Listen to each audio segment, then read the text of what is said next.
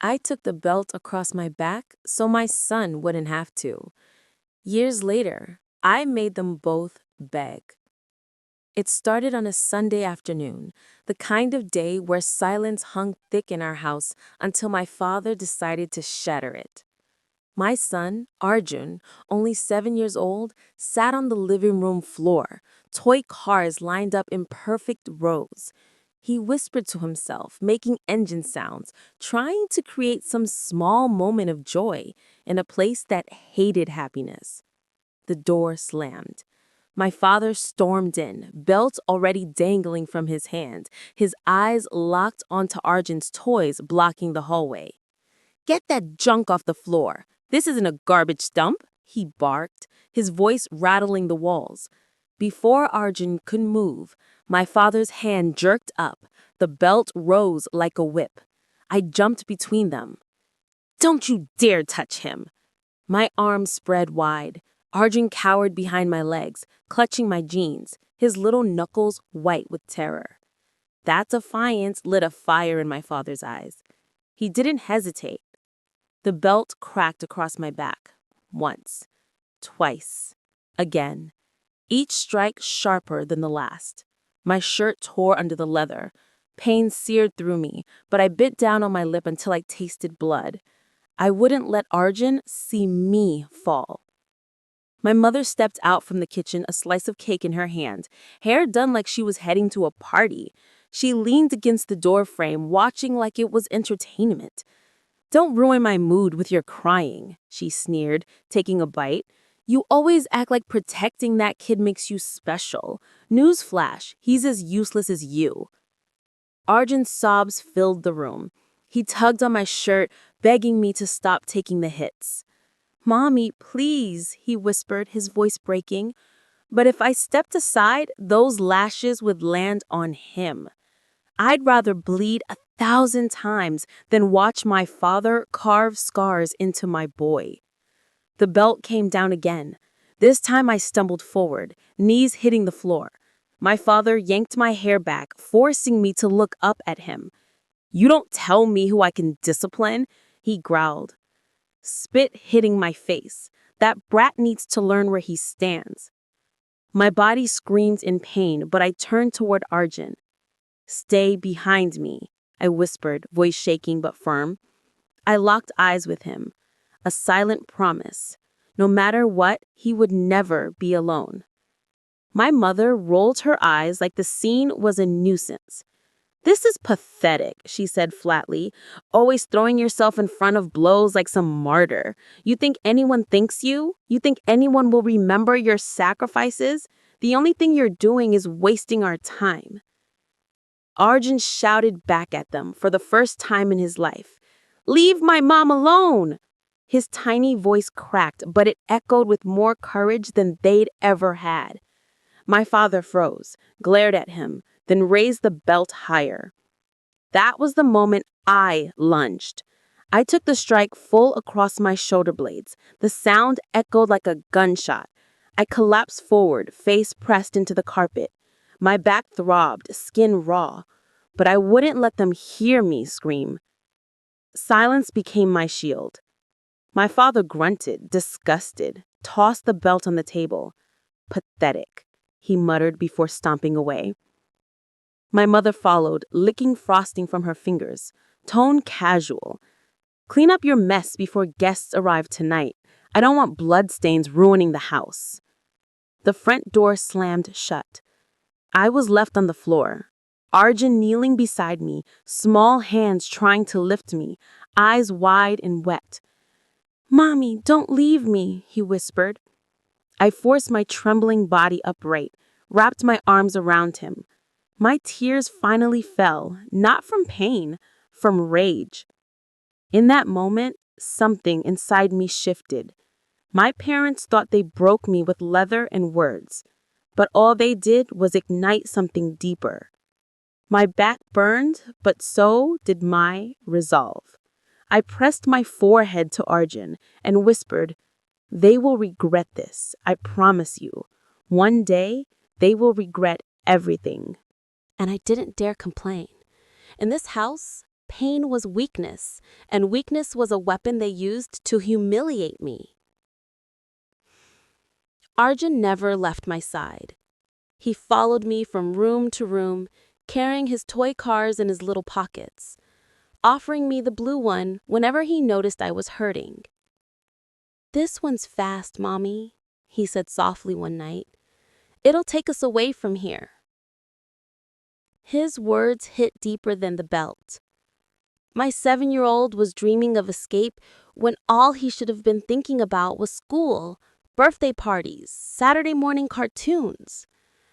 And that was the moment I realized escape wasn't just a dream. It had to become a plan. My father strutted through the house like a king on his throne, arrogance worn like cologne, heavy and suffocating.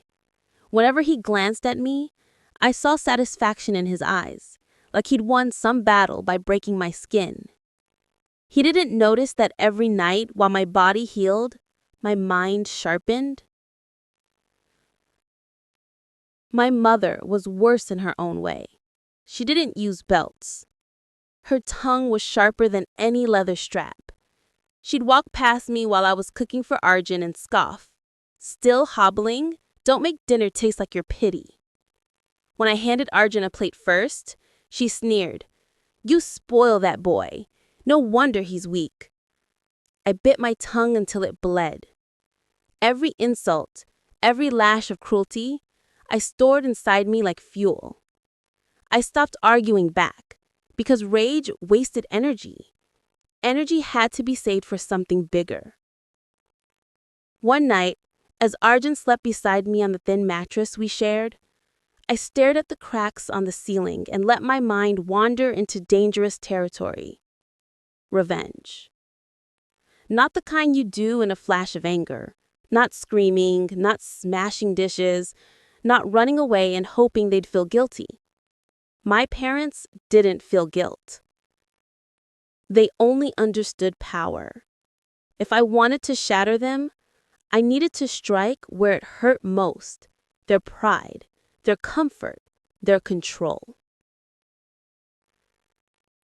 I thought about all the ways they measured power. My father bragged about respect from the neighbors, his image as a strong provider, a man whose family knew their place. My mother prided herself on appearances, dressing up for small errands, gossiping with women who envied her perfect life. To them, reputation was oxygen. Without it, they'd choke. That was where I would strike. But first, I had to heal. Every night after Arjun fell asleep, I'd sneak into the bathroom and quietly tend to my wounds, pressing a wet cloth against the cuts. Sometimes I caught my reflection in the mirror, shoulders hunched and eyes hollow. But behind the exhaustion, I saw something new. Fire. Weeks passed. My parents went on as if nothing had happened. They laughed louder at dinner, hosted card games with neighbors, paraded my sister around like a trophy. They thought my silence meant surrender. But I was building. I began keeping a small notebook hidden under the mattress. In it, I wrote everything. Every cruel phrase, every slap, every time they shoved Arjun aside or denied him food.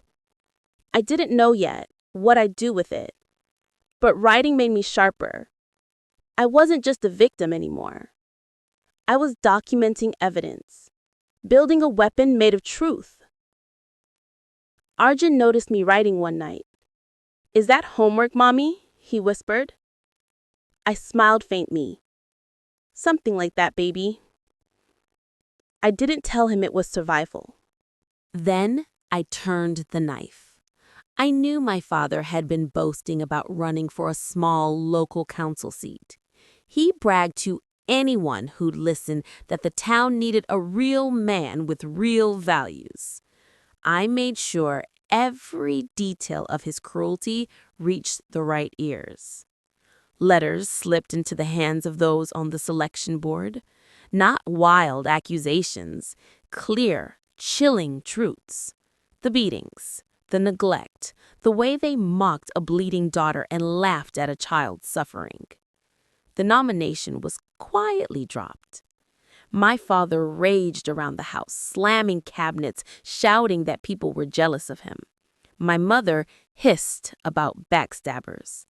But the damage was done. Still, I wasn't finished. For years, my mother hosted her polished tea gatherings where she flaunted my sister as the golden child. Those gatherings were her stage, her crown. One Saturday, I let Arjun carry an envelope to one of those meetings. Inside were photographs, not of abuse directly, but of the aftermath I had carefully saved. Pictures of the welts across my back, bruises on Arjun's arm where my father had shoved him. Each picture had a short caption in neat handwriting. "This is the family you admire." When the women opened them, the room fell silent. My mother's smile cracked like porcelain. Guests began to leave one by one, their eyes full of disgust. By evening, no one in town wanted to be seen near her. Act 5. The Reckoning. That night, my parents cornered me. My father's fists clenched, my mother's face pale with fury. "What did you do?" she hissed. "You think anyone will believe trash like you?" I didn't flinch this time. I stood taller, even with Arjun hiding behind me. "They already believe it," I said, "and you can't take it back." For the first time in my life, my father didn't strike. He just stared at me, breathing hard, his face twitching with rage. But his power was gone. My mother looked like a queen stripped of her jewels. The silence that followed was the sweetest sound I had ever heard. They tried to salvage their pride in the weeks after, but everywhere they went, they carried shame on their shoulders. No invitations, no friendly greetings, no admiring glances, just cold stares and whispers. Their throne had crumbled. Years later, when Arjun and I had built a quiet life far away, my parents came knocking. They had grown smaller, desperate. My father's voice cracked when he begged for me to talk to people, fix the lies. My mother's hands trembled as she muttered, "We need you, just this once." I looked at them the way they once looked at me, like they weren't worth the air they were breathing, and I shut the door. The revenge hadn't come with shouting or fists. It came with silence, with carefully chosen truths, with stripping them of the only thing they valued more than control, their image. They laughed at my pain, called me trash. In the end, it was them who became untouchable trash in the eyes of everyone they once ruled over. And for the first time, Arjun and I were free.